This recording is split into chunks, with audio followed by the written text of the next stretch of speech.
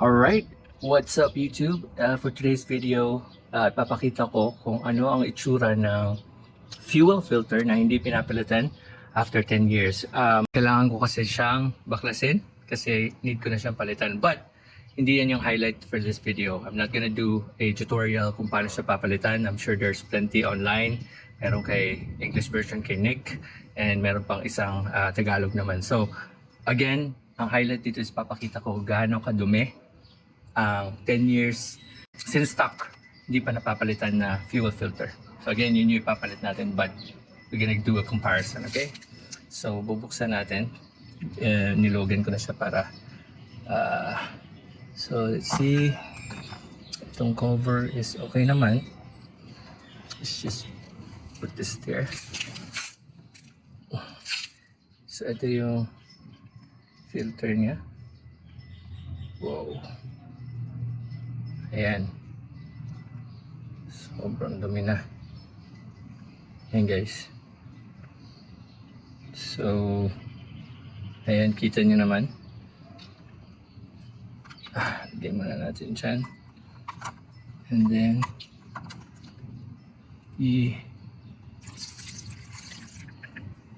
so tingnan natin kung ano yung so far.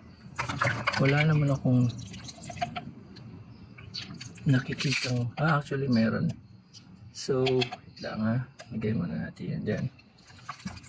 So, wash muna natin yung lumang filter para makita talaga natin yung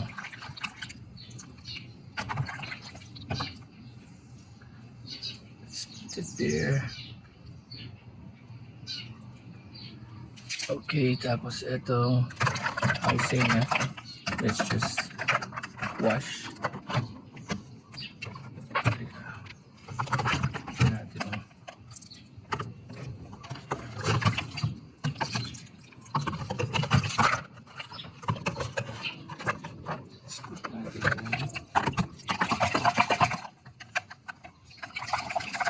Siyempre lilinisan na rin natin ito. So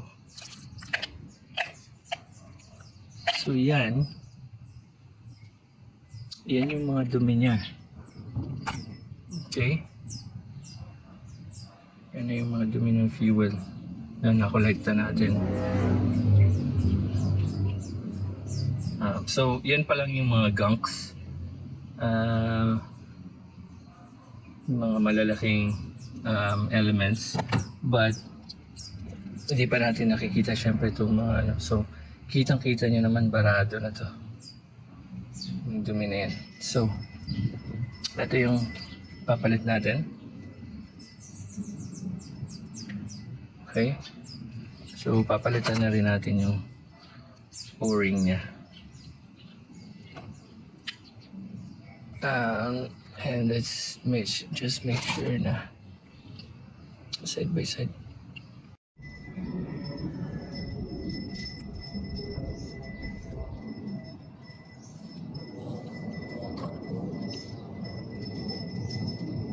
Maybe I'll try to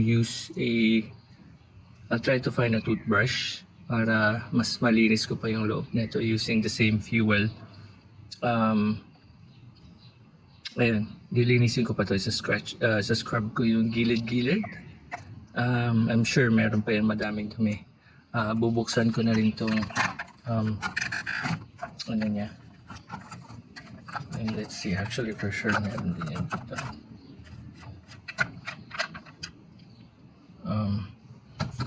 Meron din yung nakaabang dito for sure.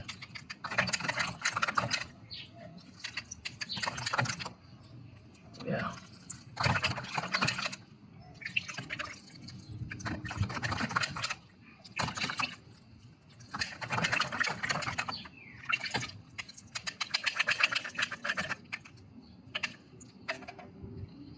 Okay guys, so again, I'm not gonna show, this is not a tutorial video how to replace the fuel filter. Ang highlight nito is yung 10-year-old fuel filter na ever since hindi pa napapalitan. So again, let's see, ano natin sa araw. Ayan, Yan yung mga gunks niya. Mga particles or elements na nakakalusot dun sa mismo fuel filter. Hindi pa kasama yung mga elements na trap sa fuel filter. Sobrang dumi na. Okay? Alright, that's it. And by the way, paano nyo malalaman or ano yung symptoms or why the fuel filter already needs replacement? So, first and foremost, lalabas yung fuel filter warning light sa dashboard. Especially when you accelerate and yung talagang igagas niyo yung pedal. So pag sobrang bilis niyo na and then igagas niyo yung pedal niyo yung todo, lalabas yung fuel filter sign sa dashboard. Okay, so that's number 1. And then number 2, may marinig kayong high pitch sound.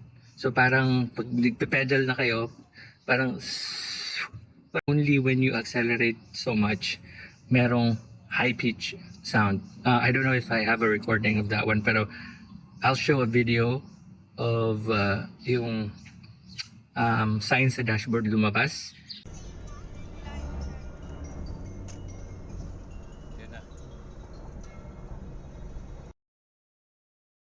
So yun ang pinaka-sign na need nyo na ng mag-replace ng fuel filter. Again, you're not supposed to do this. I'm not advising you to do this or kopyahin nyo yung 10 years ko, hindi yun advisable. I think it's advisable to replace this every 10K. Maybe 20K is fine, but mine is already 100K. So 100K for 10 years, that's not good. I think dapat every year or every 10K, maybe 20K, dapat magre-replace na fuel filter. So, alright guys, I hope you like this video. Please share, like, and subscribe for more DIY or videos like this in the future. Thank you.